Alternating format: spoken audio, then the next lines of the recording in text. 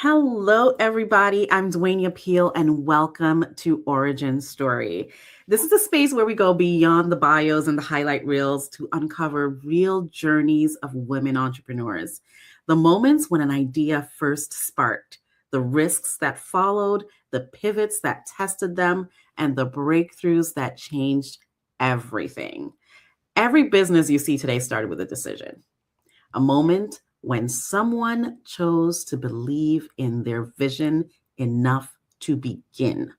On this series, I sit down with incredible women who are building businesses, creating impact, and redefining success on their own terms.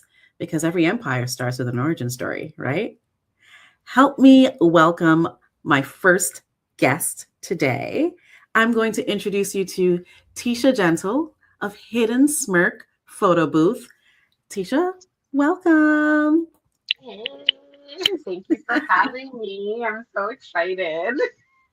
Thanks for being here. So, a little 411 for everyone. Teisha and I go way back, but I know her as Camille. We go way back, as in we are University of Windsor Lancers. Before we get into the origin story, can we talk about the origin of the name? Because every time I see you, I'm like, Camille. And I'm like, wait, Teisha, tell me a little Yeah. bit more about the change. So again, so glad to be here. I love what you're doing in the community, what you're doing for women, and just giving us a voice and allowing us to be seen. I'm really humbled to be in this space, so thank you. Um, what's so interesting is so in West Indian culture, most people have two names, right? There's a nickname and then there's your formal name. However, my story goes a little bit deeper than that. I attended the University of Windsor because I had aspirations to move to the States and work. So I went to my guidance counselor in high school to kind of ask them, like, what are the steps that I need to take? And the first step that she told me I needed to take was I needed to change my name because it sounded too black. So she's like, you can go off of Camille. So I kind of kept that inside me. You see, it's blowing your mind because you didn't know, right? The Yeah. origin story. Yeah. So the first day of orientation, now keep in mind, University of Windsor is one of those schools where the black population is huge, right? If you want to go and have, it's kind of like a party school, but it is what you make it. So for me, I wanted to go to the school that would be farthest away from my parents so that I could build my independence and begin to build my black identity. So I chose University of Windsor, got accepted, and the first day of orientation, there are other black people that know me as Teisha. So as we're doing like Frosh Week and like introducing ourselves in a circle, I remember starting off saying my name was Teisha. And as the middle of the circle started, I started saying Camille, Camille. So I started repeating it to myself. And then the people that know me, knew me from before university, they still call me Tisha. And when they saw me doing that, they're like, who the hell is Camille? But they went with it. So now, years later, 27 years later, I can tell what period of time people have known me depending on what they call me. So the fact that you call me Camille indicates this person met me after university, whereas someone that naturally calls me Tisha, I know that I've known from before or after I came back from the States because I did end up working in the States for 10 years and then came back and kind of like restarted my life in Toronto. Wow.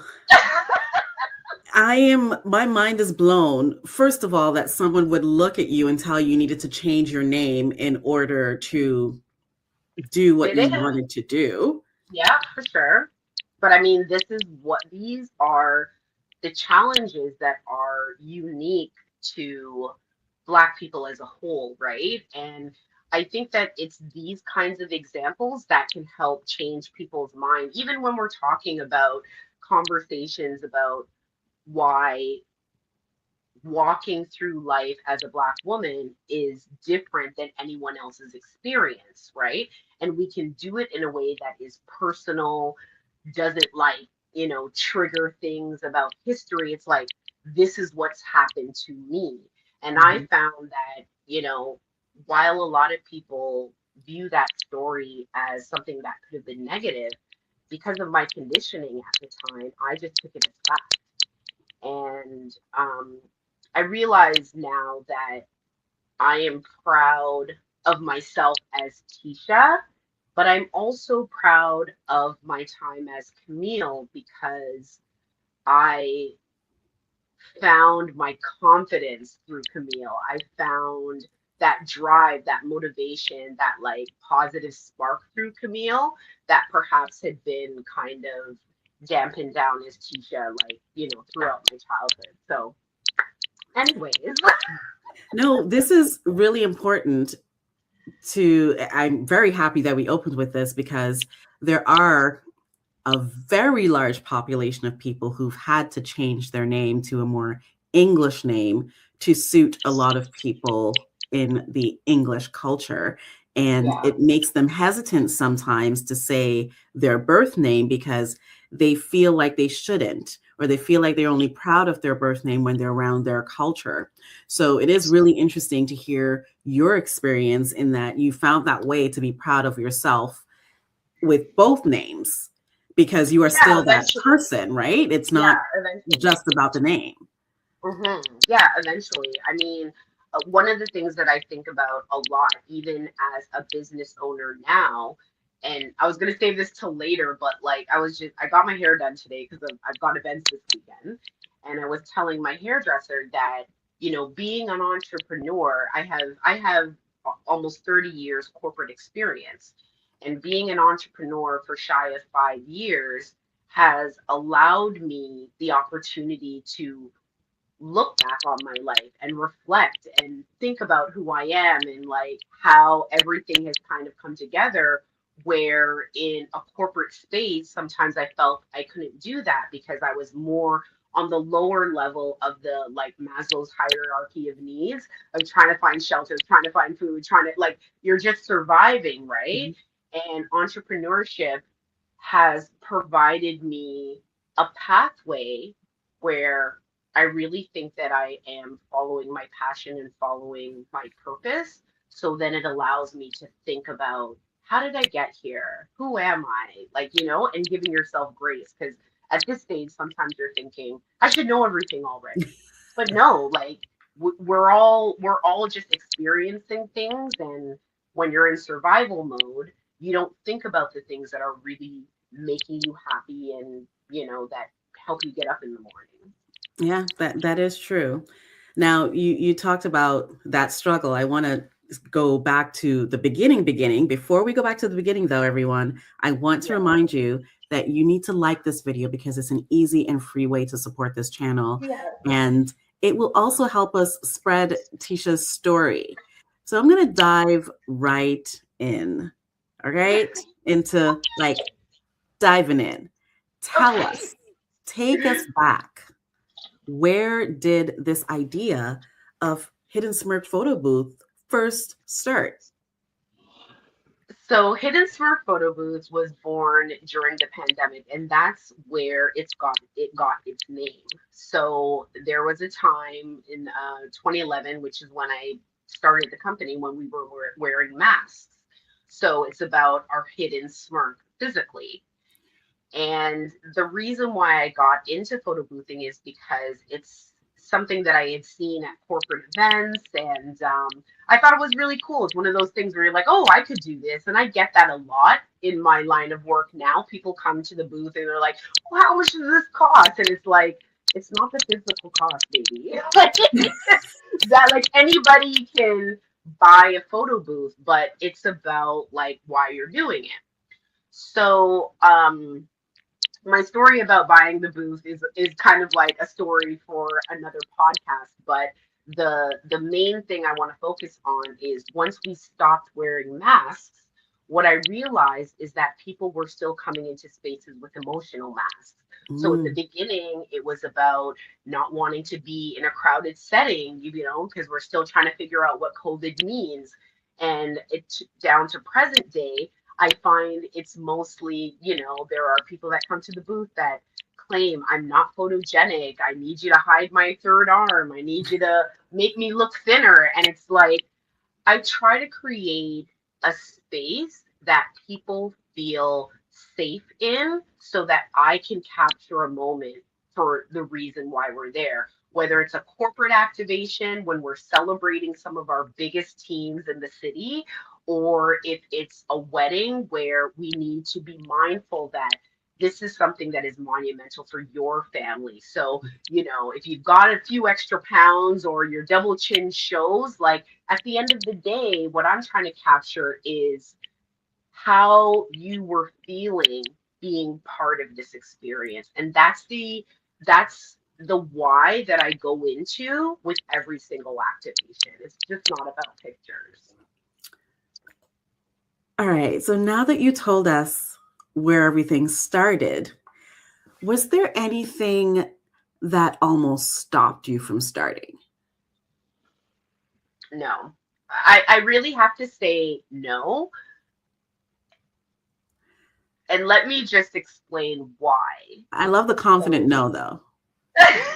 It's like, well, I no. mean, you know what? Like, I mean, everybody has doubts about starting a business, but I approach the business the very same way that I approach like buying airplane tickets. So when I'm looking for a place to go, if I say I want to spend $2,500 for 5 days and I want these experiences and I find it for that, I just buy it and I don't check to see if there is a lower price and blah, blah, blah, because in my mind, that is the value that is worth it to me, right? Hmm.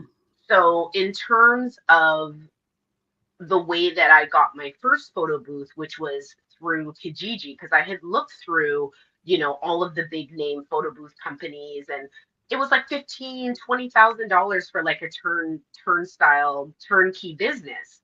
So I did what everybody does at the time. Everyone was buying stuff on Kijiji. I found someone on Kijiji that was selling a photo booth and it was turnkey and it was at the price that I wanted and it just aligned so well.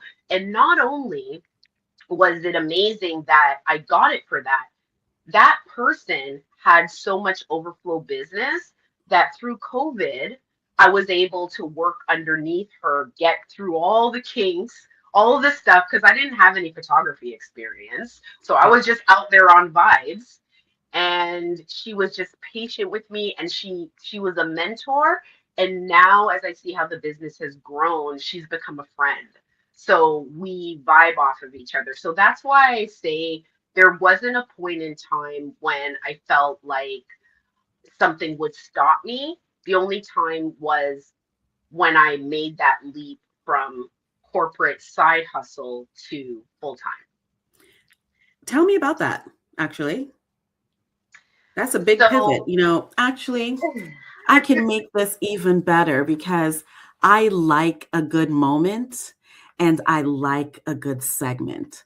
yeah, So, because we have a segment here at Origin Story called The Pivot Point, the let's pivot get into point. it because every entrepreneur reaches a moment where their original plan might not work the same way, or sometimes it's challenging, or sometimes there's this opportunity. And in this case, there's an opportunity for you to say goodbye to corporate life and jump right into full-time entrepreneurship. And this changed the entire direction of your business. So on Pivot Point, tell me about that point where you decided you're going to change the whole trajectory of Hidden Smirk. Um, well, I think that one of the things that is super important when you're running a business is having data.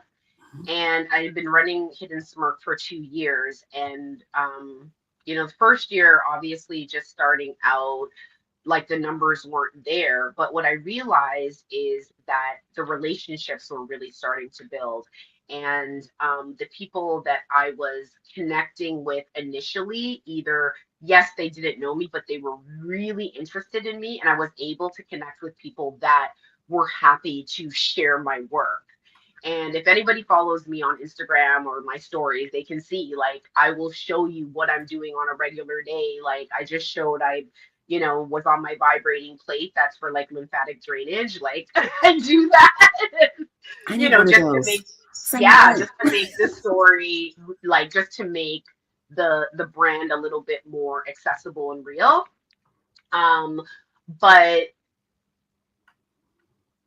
it just got to a point where the revenue and my capacity to do both jobs were really conflicting.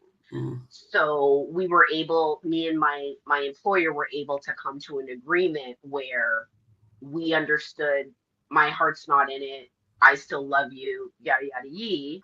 And coincidentally, I went to an insurance because I have a background in insurance. I was a senior field underwriter for engineering insurance, and I went to their conference in December, and I saw a lot of my old peers, and the love was just there. They didn't realize what had happened, what I'd been doing. They kind of heard whispers, Hmm. but just knowing that the place that built my company's foundation, that those corporate core things like how to write an email, how to pitch, knowing that the love was still there helped me realize, like, even though I stepped away and I took a leap of faith, it was the right thing to do, even from a standpoint of my past corporate life cheering me on.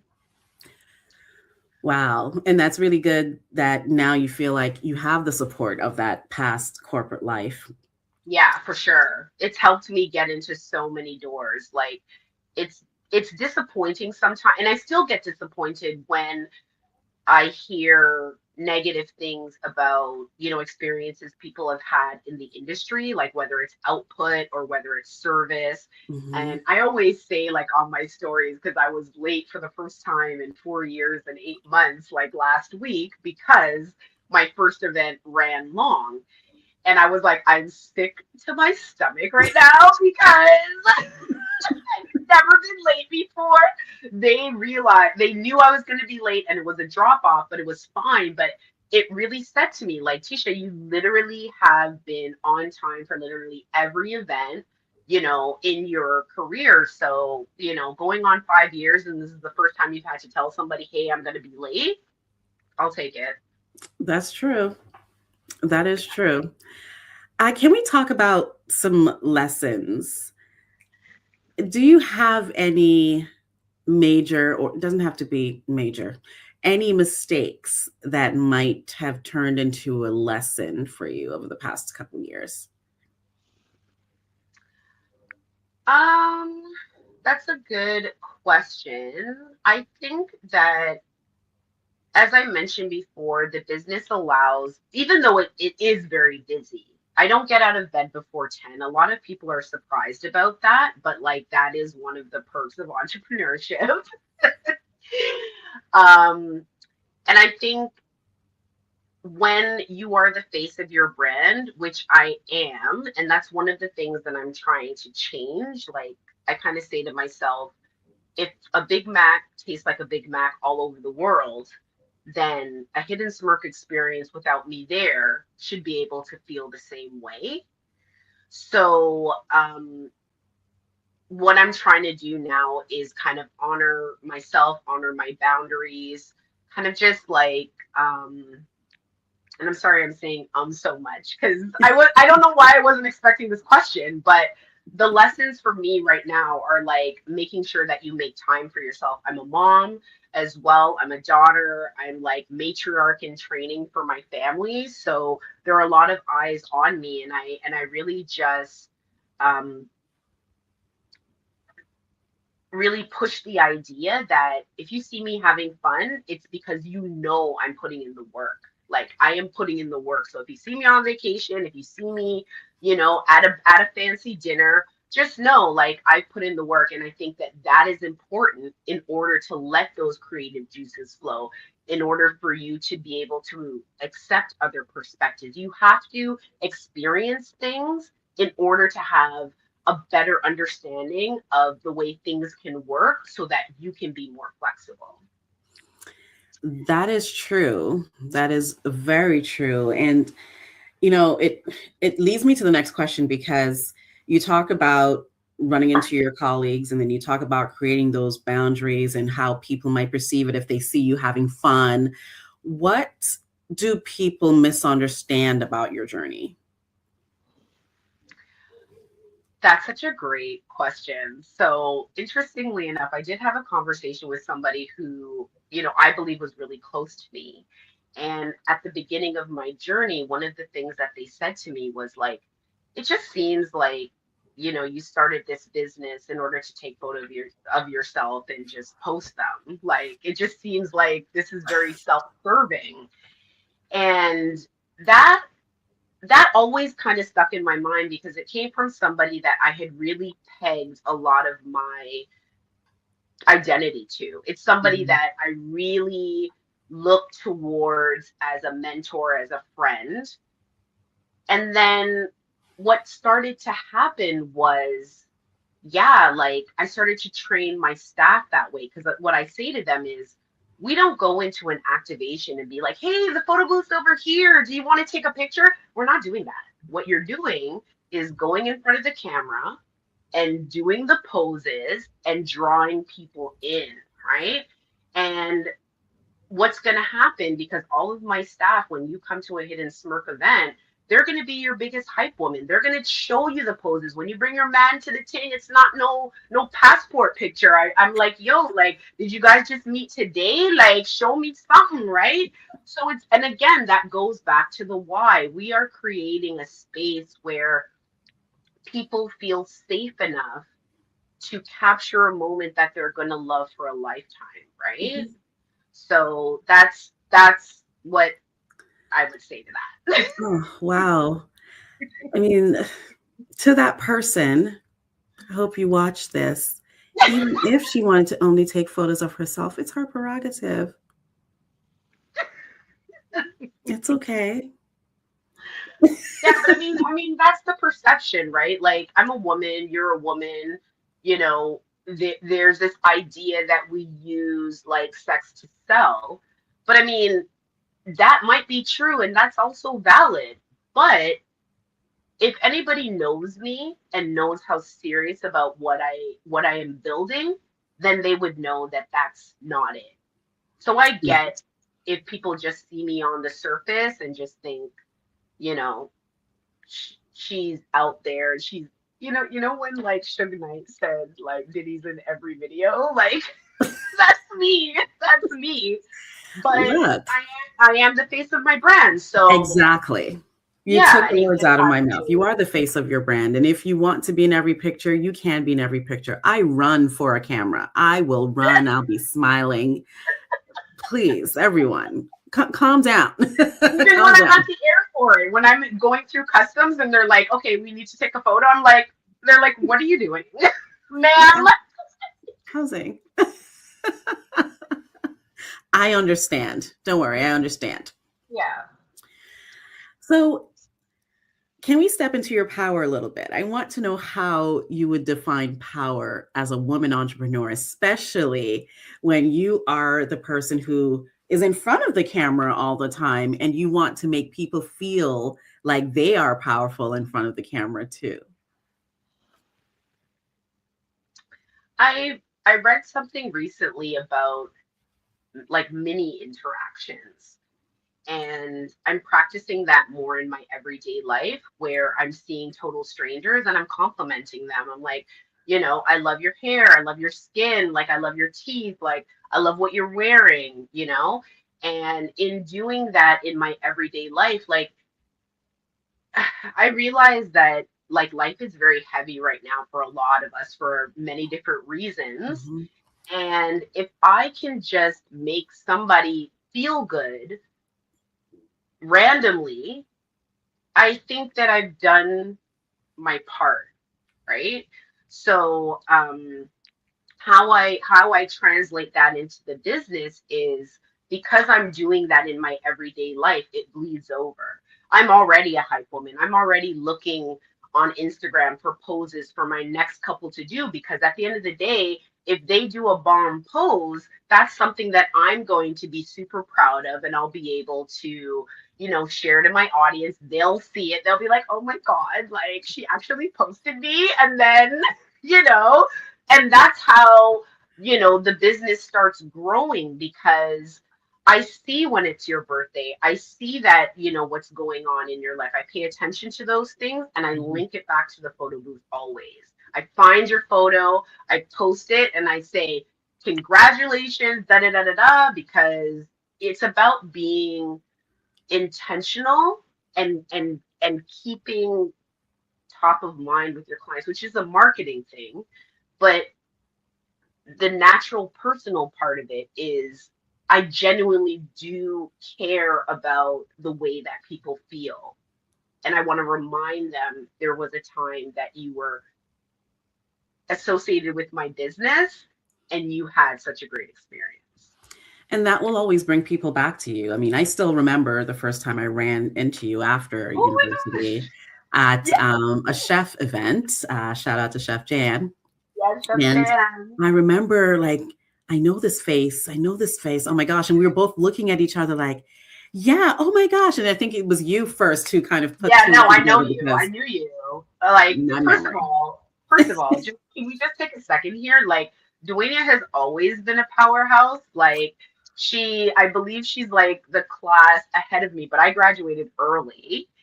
And you were always somebody that always had a smile on your face. You always had something positive to say.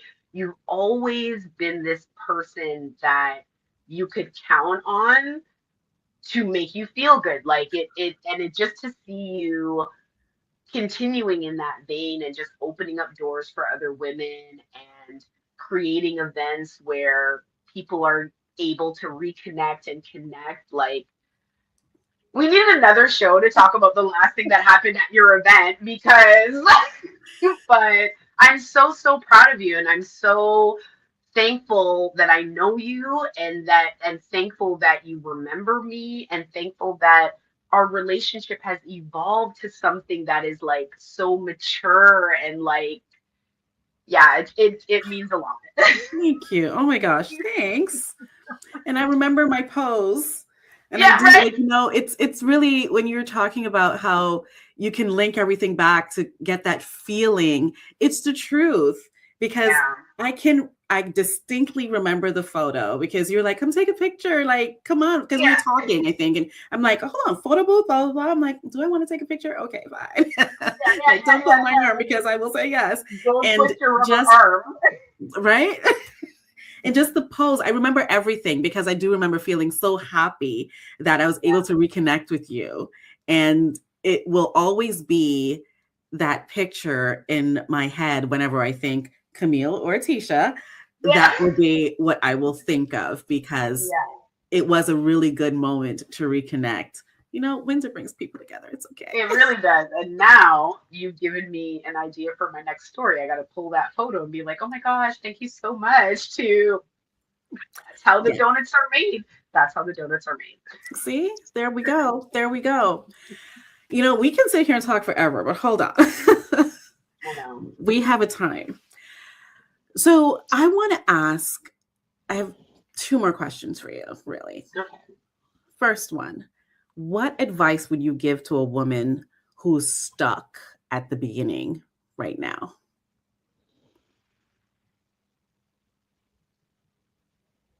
What advice would I give to a woman who is stuck, like stuck in terms like creatively or Just process trying to start wise? their business and they are stuck. They don't know where to go or what to do. Yeah. I think I always go back to the why of why you're starting your business, right? So whether it is you want to help women and children, you want to help youth, and then show up in those spaces. So whatever your industry is. And over February, I was really thankful that I had a lot of free time to do networking. And I don't mean networking in the sense of let me see if I can hand out 10 business cards. Mm, I think that if you're in that stage where you're in the infancy of your business, visibility, especially in Toronto, is super important. Social capital is super important. So whether you're getting booked or not, or whether, the orders are coming in or not, it's important that people know you and see you, because your product is only going to get you so far. Your service is only going to get you so far. People knowing who you are and why you do what you do, and then making those two correlate, is what's really going to get you out of that rut. yeah. And also choose the right places to be, choose the right community to Yeah, be the influence. around, because Absolutely. that is also very important. You Mhm. want to be around people who appreciate you and who can hype you up in the rooms that you're not in. Absolutely. Wow. Absolutely. So now our signature final question. Okay. I want you to finish this sentence. My origin story taught me that. Closed mouths don't get fed. So every time you think you're imagining what it is you want for your business, and I'll take this back to many years ago when I was in grade 4. We had an inventor come by. We were talking about inventions, and this man came by with a redesigned mousetrap, and he showed us how it worked, and it was so great. And as he was leading everybody out, I said, "Can I have that?" And he said, "Sure." Right. And it's just like no other child asked if they could have the mousetrap. So I think about that every time I, pitch somebody 2 times, 3 times. It Mhm. doesn't matter. The sales cycle is so long. Eventually, someone's going to need you, and you want to be the one that's top of That's true. A closed mouth don't get fed. Please mind. ask for what you want. Be very precise in your ask as well. Don't just throw things Absolutely. out broadly. Have a strategy behind it, right? Absolutely. Oh my goodness. We can talk forever, but we can't, not on this episode.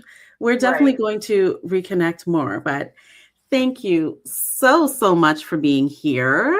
You're This has welcome. I been really appreciate it good. so much. And So thank fun. you, everyone, for joining us on this episode of Origin Story. I really hope this conversation reminded you that every successful business begins with a decision. It's the courage to start, the resilience to keep going, and the belief that your vision matters. So, if this episode resonated with you, be sure to like, subscribe, and share it. We're not gatekeepers here. Share it with someone who's building something powerful of their own. And if you are a woman entrepreneur with a story to tell, I am going to leave the link in the description for our intake form. Join us. Until next time, I want you to keep building, keep believing, and remember that every empire starts with an origin story.